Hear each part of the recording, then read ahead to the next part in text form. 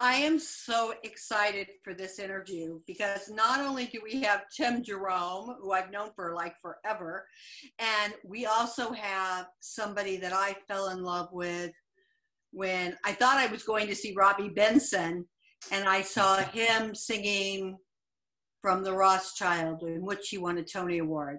Most people know him for Barney Miller, but I know him for The Rothschilds and for playing Herr Schultz in Cabaret. We're talking Hal Linden. Hal, I am so excited to interview you. You were my first Broadway crush. When you sang In My Own Lifetime? Yes. It even now, to me, it's a song that represents where we are now.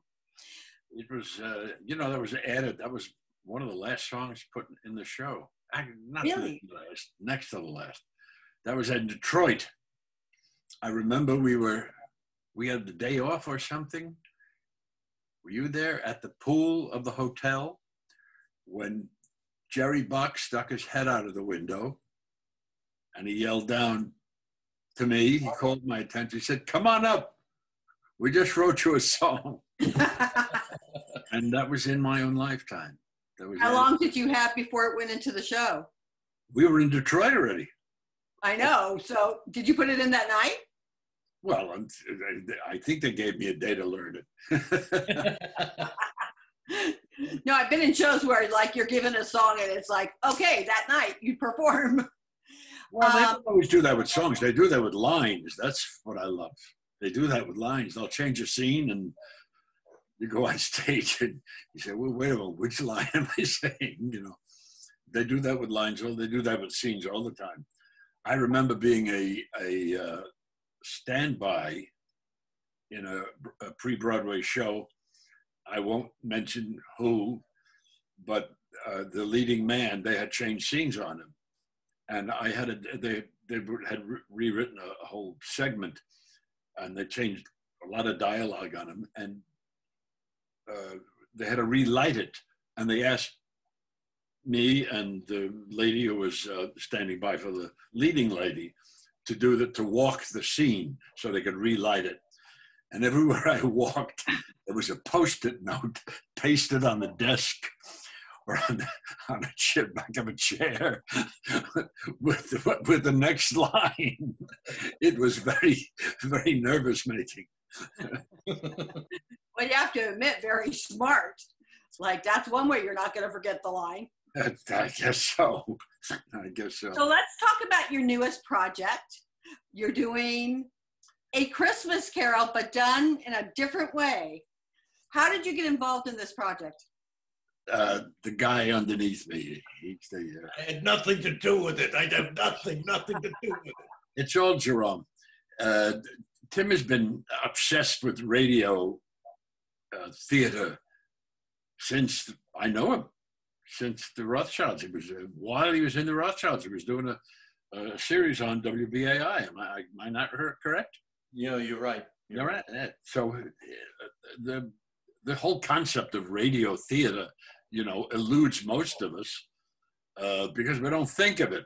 But obviously, in today's world, it's a godsend to be able to reach out to people in one artistic way anyway, Coincidentally, I got involved in it before I even started really working in the theater in New York. I just fell into it and discovered I loved it.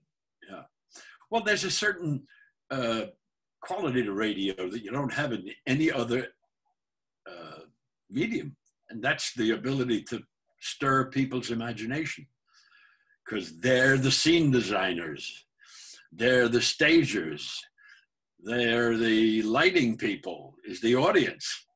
The audience sits there and does it and sees it in its head. And that's a kind of crazy but wonderful thing that you're doing, having an audience be a part of the production. Basically, they have to be. If they're just sitting and listening or driving in a car or talking, they're not a part of it. But the minute you pay attention to it, you have to indeed create in your own mind the whole scene. That's a terrific concept. We have shows like War of the Worlds that changed humanity. Yes, I remember. I remember. What does that say about my age? I only remember because they taught it to us in theater. We had to listen to it and recreate something that was that stirring and that emotional. Well, you also have to remember in those years there was no television, or not just the beginnings of television. I don't even think nobody had a television set at home. That's for sure.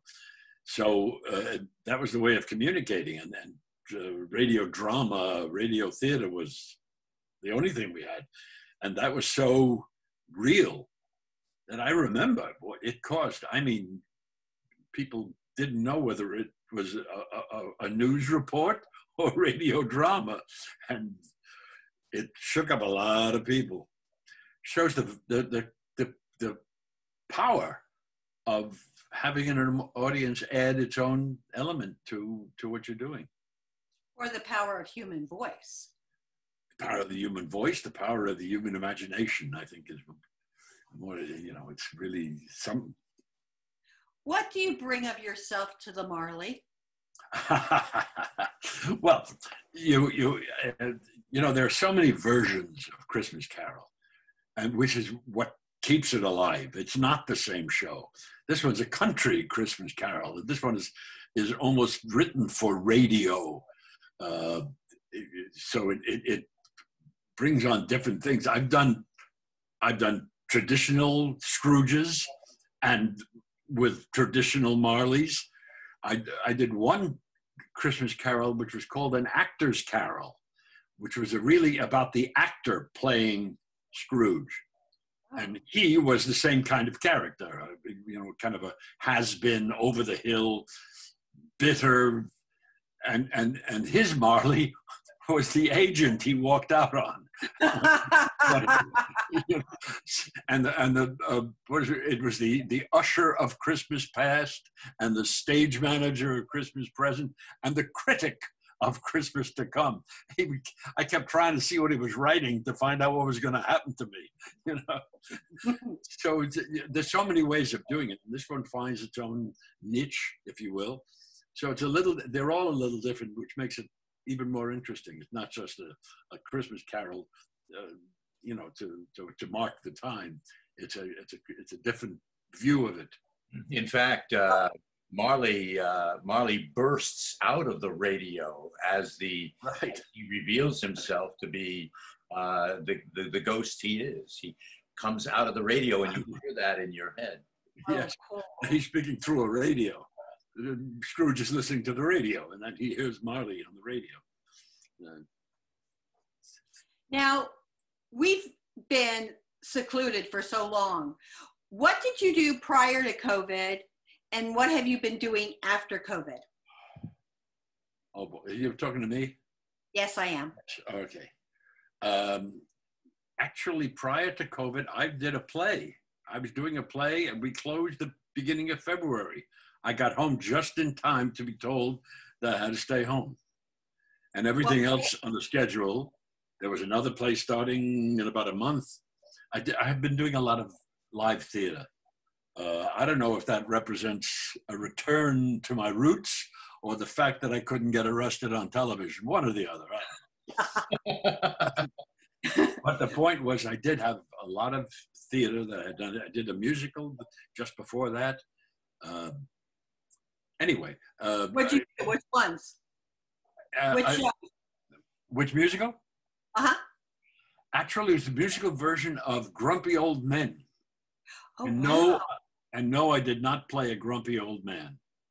I played a dirty old man. What roles would you like to take on that you haven't had a chance to do? Oh, my Lord. That's a little too late for that, I think. No, not really. Well, really, yeah, because all of the roles that I missed playing take physicality, energy. Let's face it, a good feature role, you know, hit and get off the stage, that I'll take on, but don't ask me to carry a show anymore. Gets a little heavy. I never played the King. I would have loved to. I actually did. What's the et cetera, what's his? The big song he sings, the King. I can't think of the name of it. In which show? The King and I. Oh, Shall We Dance? No. The big number he has. Anyway, I had done it at a benefit. I loved the material, you know, and we actually talked about a revival at that time. Never came to pass, and so I never did the King. I actually never played Tevye. Wow. That's right. Also, I could point to 3 or 4 misses productions that were supposed to go up that that never found their money or time or whatever.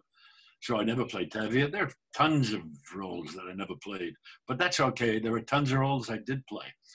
There are even roles I played that you never heard of because they closed in Philly. I would love to see you play Todd in Sweeney Todd. Truth, I don't have the range for it. Really?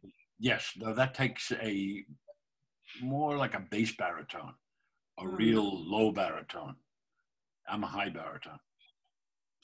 Now, the next question will probably throw you, and I don't mean to, but it's my favorite question to ask. Okay. They say that eyes are the windows to the soul, but I believe that songs are. Which song or cycle of songs tells us who Hal Linden is? I don't know. I have no idea. Everyone. You know, the one thing, I don't want to sound like, you know, the old-fashioned way, the old times or the good times. They were not so great. There were a lot of dips along the way. But there was I got involved as an actor from being a musician. I was a musician, and my first entry into the theater world was through musicals before I did any serious acting. And what was, I wouldn't call it my forte, but what I concentrated on, because I had a very nice voice. I was never John Raitt, and I was never Alfred Drake. But the one thing you could count on me for was the lyric, because I saw lyric as theater, as scenery, as a scene to be accomplished. And quite honestly, that was my stock and trade, if you will. Lyricists loved me because I dwelt on the lyric more than the music. And that's what I miss today. That's the one thing and songs were written to accommodate that. The music was written to accommodate so that, as Stephen Sondheim said, the lyric of a Broadway song has to be immediately available to the audience. You can't expect people to come in having read the libretto, having read so they know what they're going to hear. It's got to be like a scene. You have to be able to communicate what that song is about immediately, right then and there. Otherwise, it's like mumbling on a stage, and the audience is like leaning. What do you say? You know. My point is, the music was always written to aid that. I agree. To assist it. The party's over. Not the party's over, but the party's over. The music was written so that the lyric would become available to the audience, so they know what the story's about. That's what the whole thing is. And I'm afraid that, I don't know if that's better, but that's what I look for. And it's, we don't have that today. Today, the rhythms of a tune are antithetical to the speech pattern that would normally be heard. So if I'm being a little old-fashioned, so be it. There was something to be said for that concept of music writing. No, I agree. So you asked me what song. Each song is a different scene. It's a different reason. It's a different. You sing what's there. Tim, how did you get involved in the Christmas Carol show? Because I know that you've been involved in it for a while. Are you also performing in it? I'm the host. Well, I'm another host of the, Hal is the host normally of the shows that I'm producing. I will give you some background. I don't want to take up too much time, but I'm trying, for the last 35 years, I've had two companies, this current one is called Main Street Musicals. And the effort is to evaluate new musicals that are submitted to us. We have a committee of directors who read and evaluate and then recommend works and don't recommend others. And the works that are recommended, we try to get regional producers and developers to take an interest in. That has been very, very difficult for regional producers and developers in the past to get a hold of some new work in order to start it, because you actually have to read a lot of shows that are coming up to figure out which one would be right for you and for your audiences. So what we do is we cut them down, we cut the list down, and then we do presentations of these shows in regional communities. However, as Hal pointed out, nobody's doing live theater. So I got the idea of making radio musicals out of the shows that were in our catalog of recommended works. And so we use the demos of the songs of the show. The shows come into us with scripts and demos, which are often very, very well produced, because all these creative types, they want to get their show out there and they want to make a good impression. So I take the songs and I cut down the scripts to lead into the songs and then to lead out the songs in a radio way that will inspire your imagination. And then all of a sudden you're listening and you hear these characters interacting, and then someone breaks into a song, and it's kind of a wonderful thing. It takes about a month to make them. And this one, A Country Christmas Carol, is one that we actually presented live up on its feet performances of in different communities. And now we're gonna, do a radio musical of it. Now, can you tell the readers and listeners where they can see these new musicals and what your site is? Sure. There's a radio station in New York where I got my start as a radio producer, called WBAI. It's a Pacifica station. There are Pacifica stations all over the country. I think 70 of them. But this one is the one where I have a weekly broadcast schedule. It's Saturday nights at 7. But after Saturday night at 7 goes away, the songs are available at the WBAI archive.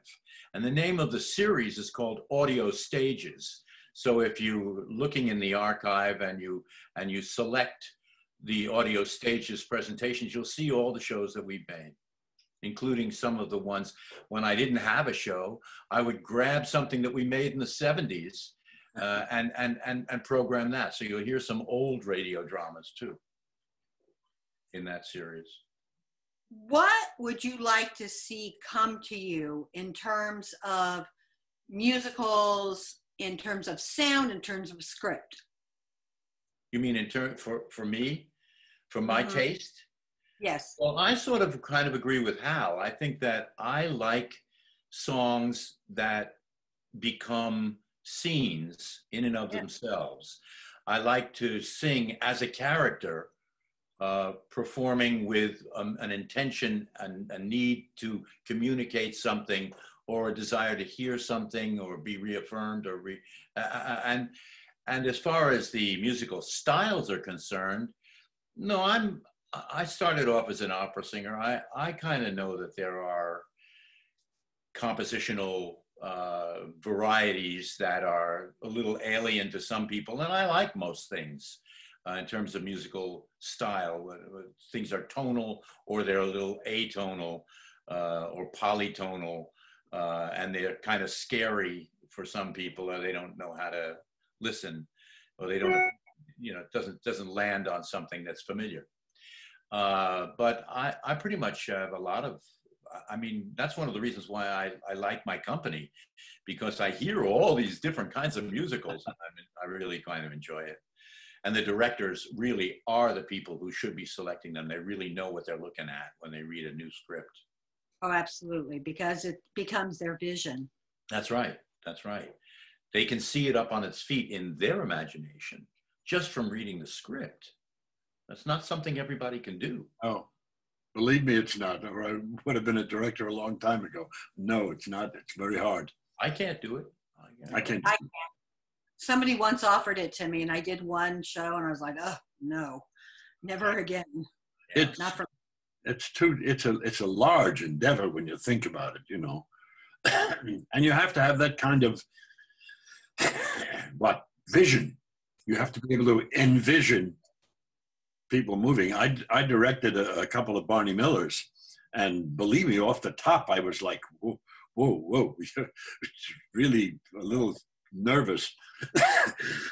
And of course, it was much more limited. One set, just the same characters, but it was still a little unnerving. Hal, is there anything that we haven't asked you that you would like our readers and or listeners to know about what you are, who you are, what you're doing? Somebody, I've always, over a lifetime like this, I've been asked basically the same 7 questions for my entire life, which is okay. One time, it was a guy on like 5 o'clock television, some local city, I don't remember where. And he said to me, is there anything about you that nobody knows about? I mean, he didn't tell me he was going to ask me that question. Do you know what my answer was? This still amazes me. I said, or is there any talent you have or something you can do that nobody knows about? I said, my answer was, I can tie a bow tie without a mirror. It's true. I was a musician in the early part of my life, and I used to have to wear bow ties. I'd tie a bow tie, and I was terrible at it. And one band leader pulled me aside and showed me how to make a perfect bow tie without a mirror. And the fascinating thing is that it came into my life. I actually was doing a musical version of Dodsworth that never hit Broadway in Texas or somewhere, I forget where. And there was a scene, I mean, if you remember Dodsworth, there was a scene where they're going to England, and they had the big stateroom on the ship, and they're getting dressed. She's in the dressing room getting dressed, and I'm on stage. I start in shorts, and a t-shirt, and during the scene, I get all dressed while she's getting dressed in there, and we have this conversation on and off stage. We end up in ties and tails. It's the captain's night, and we're going to the captain's dinner, and that's the way the scene ends. So the director, working with the director, and I'm doing the thing, and the scene, and we get there. I said, how about the bow tie? Is there a mirror? He said, on the downstage wall.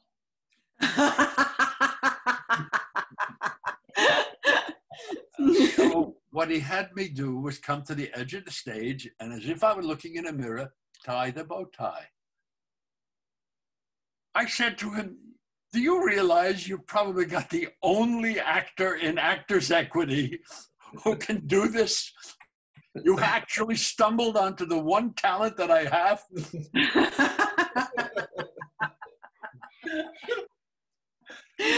On that note, you can tune in on Friday at WBAI to see A Country Christmas Carol.